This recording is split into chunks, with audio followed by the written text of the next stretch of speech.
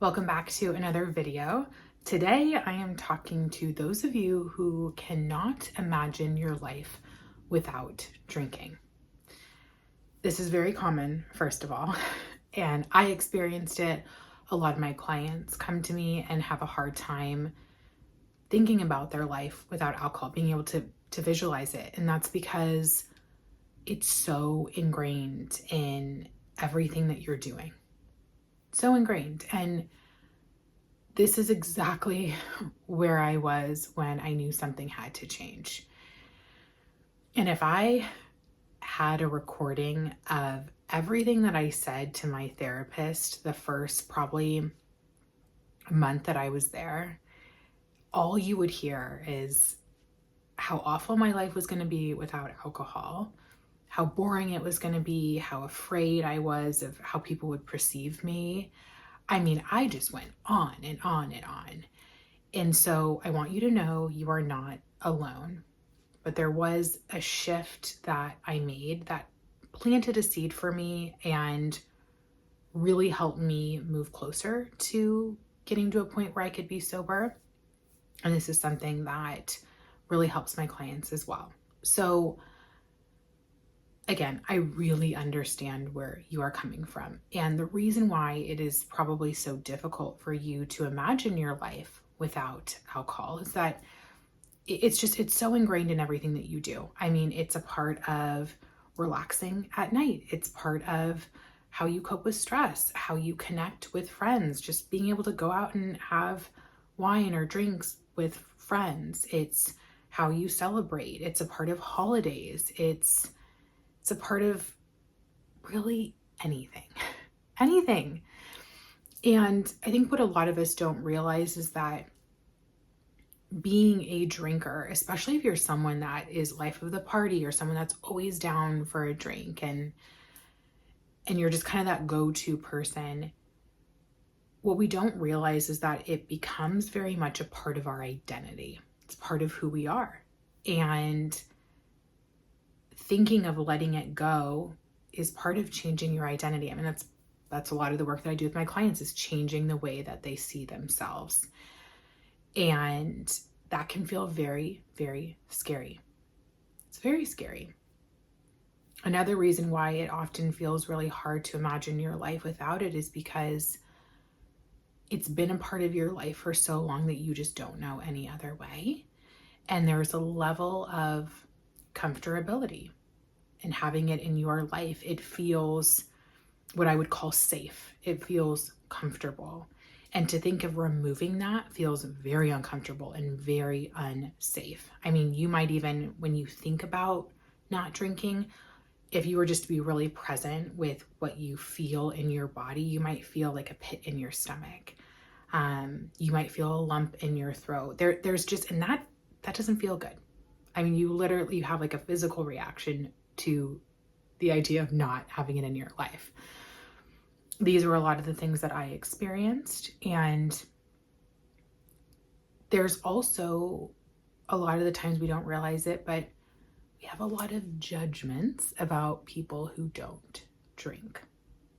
And so to think of now becoming that person, like, we don't want people to judge us because we're over here judging the heck out of other people. I mean, believe me, I thought that people were boring. They weren't fun. They just kind of seemed like, I don't know, their life just wasn't exciting. I remember I felt bad for people that didn't drink. And these are not people that were in recovery. It was people that, for whatever reason, just decided it wasn't going to be part of their life. I remember thinking, it is so bad to admit, but like, these were my honest thoughts. I felt bad for them. I felt like life just probably wasn't as interesting and fun and as adventurous. I mean, and so if I held those beliefs about other people, when it was my turn to step away from it, it felt like, of course, like those judgments, I'm afraid that other people are going to also judge me in the way that I was harshly judging other people. So those are some things to look at. You know, what are my beliefs about people who don't drink? And if you're afraid of other people judging you, it's really you judging yourself. It's you judging yourself. And so I understand, and it makes sense why it feels hard to imagine your life without it. Because again, it's wrapped up in your identity.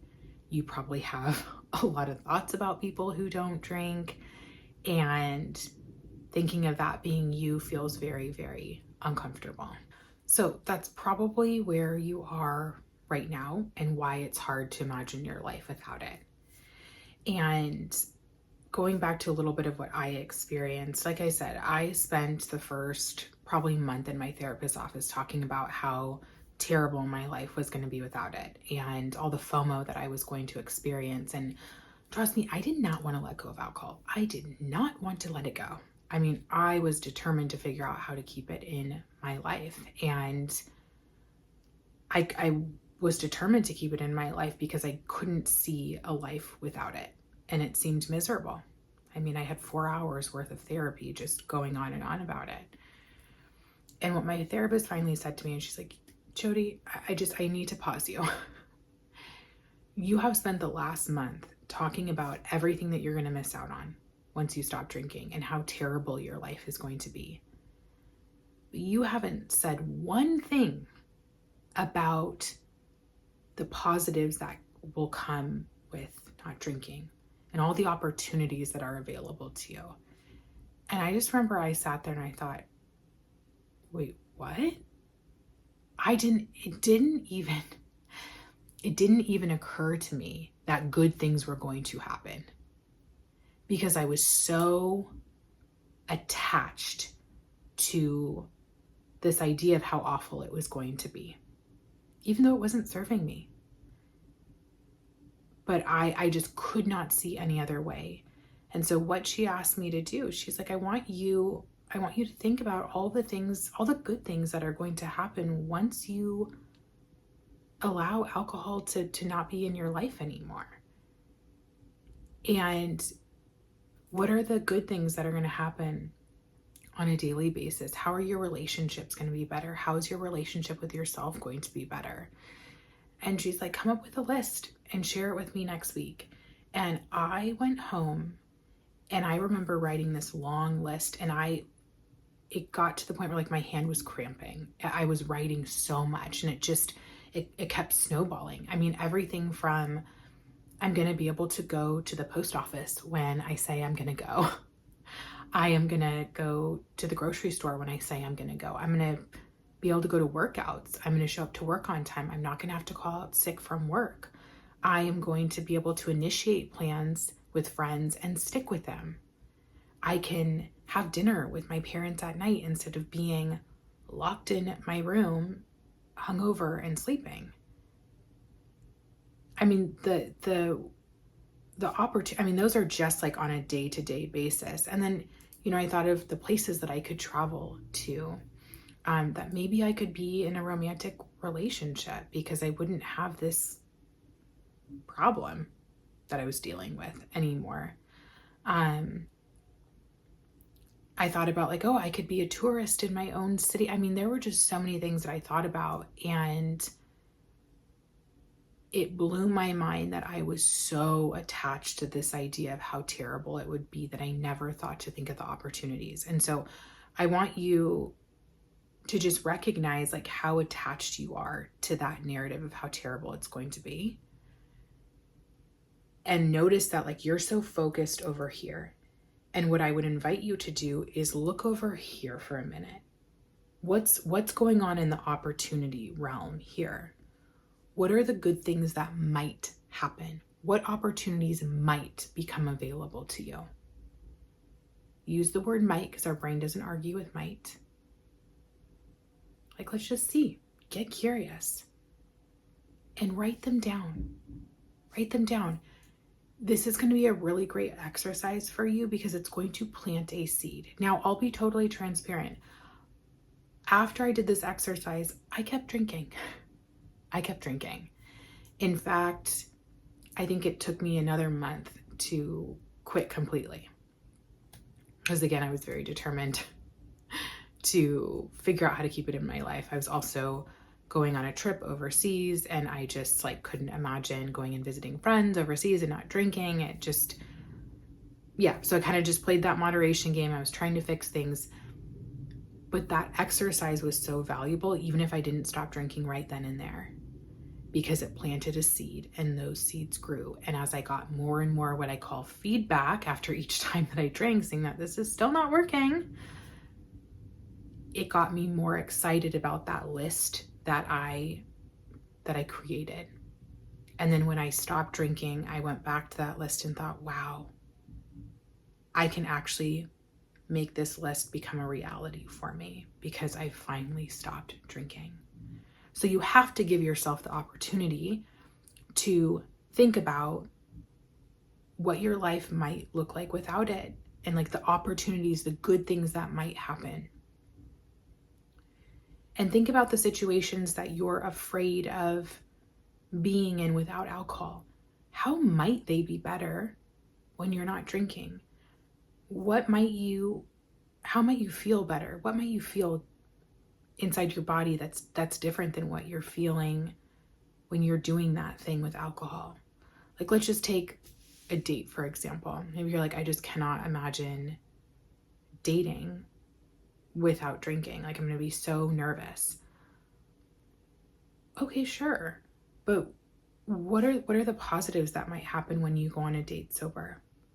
Maybe you will really see that person for who they are. You'll get a better gauge on the connection and if you're actually compatible with that person.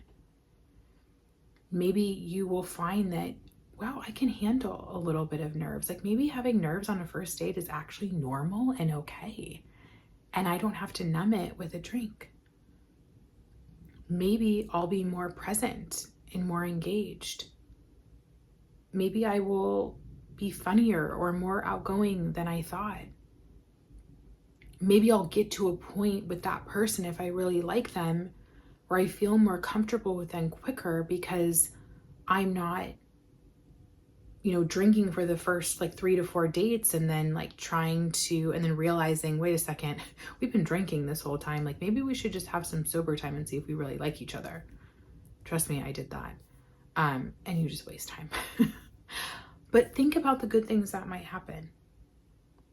Think about how you might handle stress without alcohol.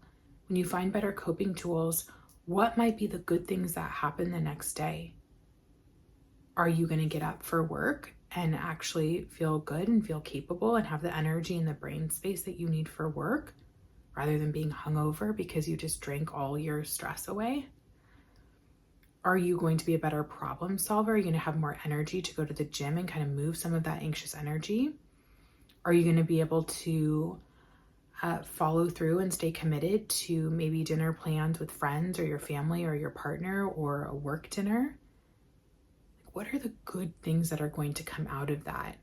And think about all the yucky stuff that you have to deal with drinking right now. Imagine that being eliminated. Just that alone. How much better is that going to feel? So give yourself the chance to imagine that. And if you're not sure about the opportunities available for you in your alcohol-free life, I bet there are times when you see people out and about and they're doing things that you wish you could do. And you know that because you're drinking right now, that's the thing that's getting in the way of you being able to do the things that maybe this other person is doing that you secretly want to do. Like, I mean, just even like a simple example. Maybe you're in the grocery store on a Saturday morning and you're hungover because you drank too much the night before, and your neighbor comes in and is all like sweaty from the gym. They're just running into the grocery store to get something really quick. Like, oh, great to see you. Oh, where'd you come from? Oh, I just did a really great, whatever class, or I went to the gym, got in a great workout. You're like, must be nice. Maybe that's something that maybe you see your future self in that person and you wish that that could be you. You wish that you didn't just have to pay that late fee for that workout class that you signed up for on a Saturday morning and now you're hungover. So just think about some of those little like day-to-day things and how the opportunities that are available to you on a day-to-day basis. It doesn't have to be this grand, like, life plan that you think about. In fact, I would just urge you to think about what are the good things that could happen in those first 3 months. And if you're having trouble, think about the people around you, the things that you admire about them. And is there a part of you that wishes that you could do those same things in your life? So give yourself the chance. Notice that your brain is really stuck on this unhelpful narrative, and like physically look the other way to give yourself the opportunity to see those other opportunities available for you living alcohol free. So hope that's helpful. Go do that exercise. I promise it will be helpful for you. And at the very least, it will plant a seed. And if you are interested in getting some more support on your sobriety journey, send me a DM on Instagram at The Sobriety Shift, or you can book a consultation call. The link is in the caption. Thanks for watching.